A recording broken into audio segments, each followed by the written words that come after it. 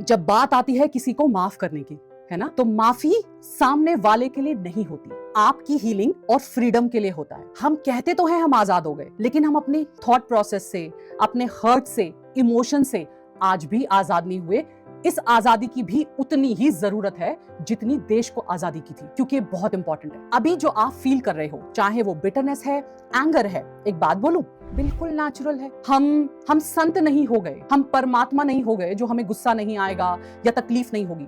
जब ये इमोशंस आप अपने अंदर रख लेते हो ना, अंदर डाल लेते हो, वो आपकी एनर्जी ब्लॉक करते हैं। तो आपको क्या समझना है, और समझना, हाँ, जो धीरे धीरे जो आपकी हेल्थ होती है, आपकी लाइफ होती है, उसको परेशान करते हैं, उसको अफेक्ट करते हैं। आज आप ये बात मानो या ना मानो, लेकिन ये बात फैक्ट है कि आज बहुत सारा जो इंटरनल इश्यूज चल रहे हैं हमारी बॉडी में, चाहे मेल हो चाहे फीमेल हो, इसका बहुत सारा कनेक्शन हमारे हार्ट वाली चीजों से है। हार्ट मतलब कि जो हमें हर्ट हुई है ना, जो बात हमारे दिमाग में बैठ गई है, जो जाने का नाम ही नहीं ले रही है। अब आपके अंदर क्या चल रहा है ये समझो। माइंड जो है वो बार बार सेम पेनफुल मेमोरी रिपीट कर रहा है ना, कि उन्होंने आज से 2 साल पहले कुछ कहा होगा, 2 महीने पहले कुछ कहा होगा, 2 दिन पहले कहा होगा, बात खत्म हो गई, वो आगे बढ़ गई, लेकिन आप वहीं पर हो। तो आपका माइंड बार बार पेनफुल मेमोरी रिपीट कर रहा है। दूसरा, आप उस सिचुएशन से मेंटली नहीं रिलीव हो पा रहे, आप उस सिचुएशन में फंस गए हो। तीसरा, आपका सिस्टम स्ट्रेस मोड में अटक चुका है, इसीलिए आपको लग रहा है कि लाइफ के दूसरे एरिया भी इंपैक्ट हो रहे हैं, और होंगे,